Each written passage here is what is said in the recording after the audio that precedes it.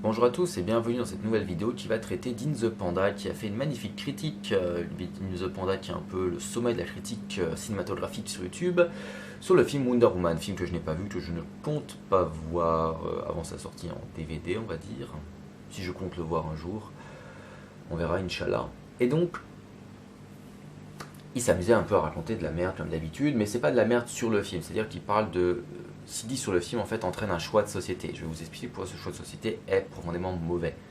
Pas au terme moral, au terme c'est de la merde, enfin ça mérite d'être piétiné et qu'on se foute de leur gueule.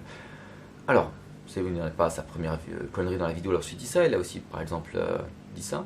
Que moi j'ai une sale manie quand je regarde quelque chose, c'est que j'adore screener en fait. J'adore screener des plans, screener ce genre de choses là, et faire des screenshots de ça parce que je me fais une grosse bibliothèque de waouh, j'ai vu cette image dans un film et je l'ai trouvé magnifique. Donc là, c'est tout simplement nier le fait en utilisant un anglicisme dégueulasse. Je ne comprends pas qu'on tolère ça. Pour moi, c'est des claques immédiates quand on dit ce genre de vocabulaire.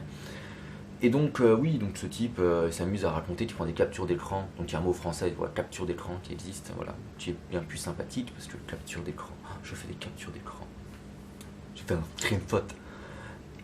Donc il fait des captures d'écran du film, ça veut dire qu'il nie le fait qu'un réalisateur, lorsqu'il fait un plan qui dure une certaine durée, il l'a réfléchi, il l'a pensé pour vêtir une certaine émotion, ça il le nie totalement, il fait oh c'est cool, je vais prendre une photo. Voilà, c'est ça en plus, voilà, c'est ça, c'est une recherche sur de la coolitude, bon, c'est un truc adolescent, typiquement, quoi. C'est très adolescent et c'est pas étonnant de la part d'In the Panda. Mais après, il dit une bêtise encore plus grande comment dire, une insulte plus grande que juste à l'art cinématographique, une insulte en fait à la cohésion sociale, tout simplement.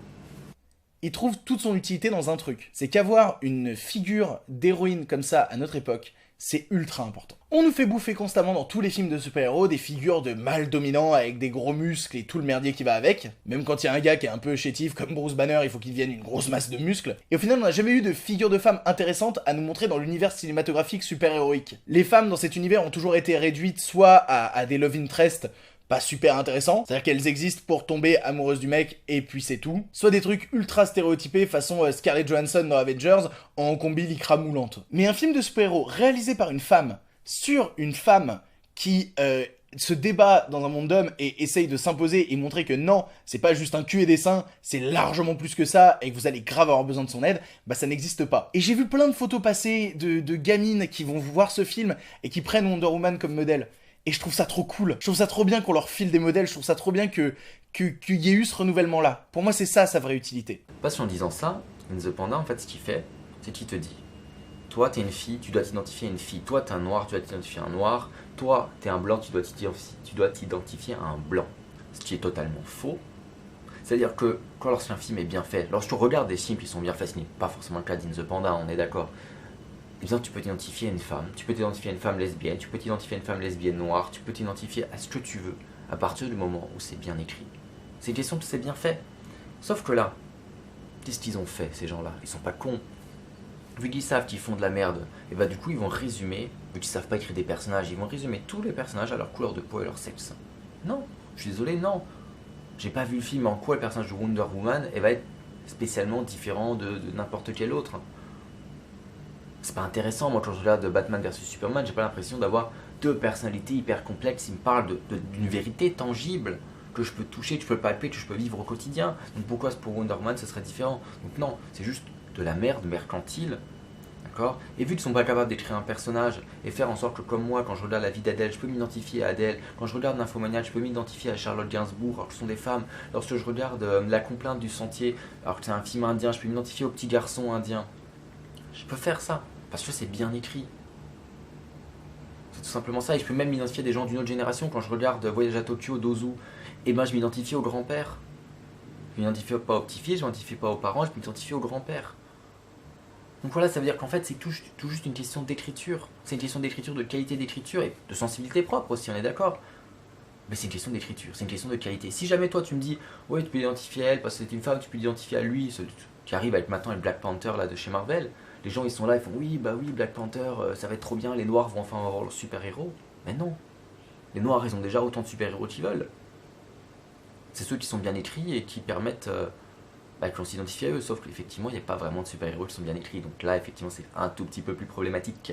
Si on arrive à mon deuxième point, et dernier, donc mon second point, Mon second point, c'est tout simplement que les super-héros, c'est de la merde.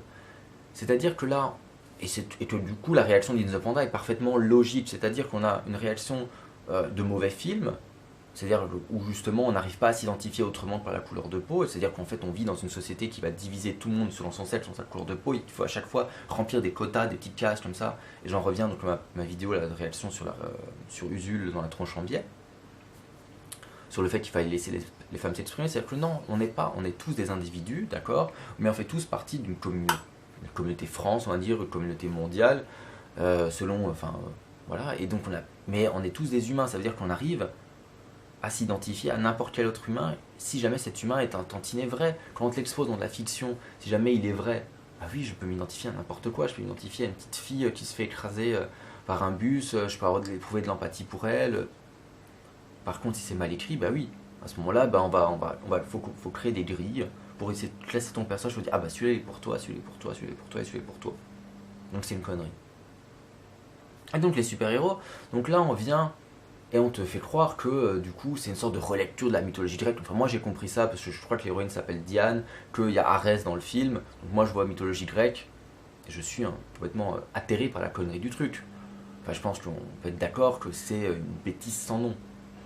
Comme Thor, c'est une bêtise sans nom par rapport à la mythologie scandinave. C'est-à-dire que nos mythologies ne méritaient pas ça. C'est-à-dire que l'Amérique qui n'a pas d'histoire ou très peu d'histoire, d'accord, ils ont été indépendants quelle année 1776. Ils ont quoi ils ont quelques siècles d'existence, 2 siècles et demi. C'est rien du tout, c'est pas assez pour créer une histoire, c'est pas assez pour créer de vrais mythes. Alors bien sûr, il y a le mythe de l'Ouest sauvage, mais il y a le mythe peut-être des gangsters dans les années 30, avec des trucs comme Al Capone. Mais techniquement, ça manque de mythes, et du coup, ils viennent prendre les nôtres. Mais vu qu'ils ont une idéologie ultra-libérale, basée sur le commerce, où en fait, ce que aime le plus grand nombre, ce serait la qualité, et bah du coup ça donne absolument n'importe quoi, c'est à dire qu'en fait on va faire des trucs putassiers comme ces films là avec des ralentis immondes, plein de trucs moches, et on se dit oh ben voilà bah c'est très bien, c'est ça la culture et tout, etc. Sauf que non, ça jamais de la vie ça va remplacer la mythologie grecque, ça remplacera la mythologie scandinave, ça remplacera ce que tu veux, ça remplacera rien. Parce que c'est purement, uniquement mercantile. D'accord, c'est des produits formatés, consommables, pour qu'on les oublie quelques mois plus tard. C'est-à-dire que là, Wonder Woman va se faire remplacer par le prochain film DC Comics. C'est tout comme, je sais pas lequel était un film Marvel, c'était quoi? C'était Les Gardiens de la Galaxie 2, va se faire remplacer par le prochain film Marvel, etc. Et c'est du consommable, etc. Donc non, si jamais j'ai un gamin qui soit garçon ou fille, jamais de la vie je l'emmènerai voir Wonder Woman au cinéma.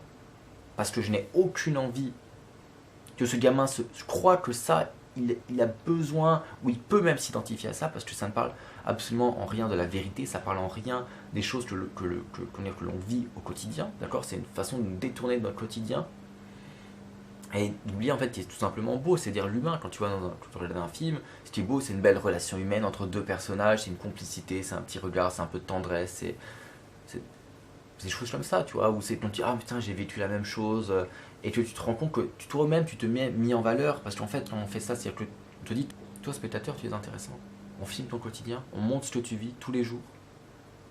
Après ça peut être déprimant, on peut le rendre de manière drôle, on peut faire différents types de films, mais bah, on peut le faire par exemple quand on a Vincent n'a pas d'écaille, qui est un film français de super-héros français, là c'est très bien. Pourquoi? Bah, déjà parce qu'il y a Vima Laponce, donc déjà c'est forcément très bien, mais en plus eh ben, on voit le quotidien. C'est-à-dire, c'est pas, on voit un mec qui a un super pouvoir, son super pouvoir c'est quand il est dans l'eau, il décuple sa force.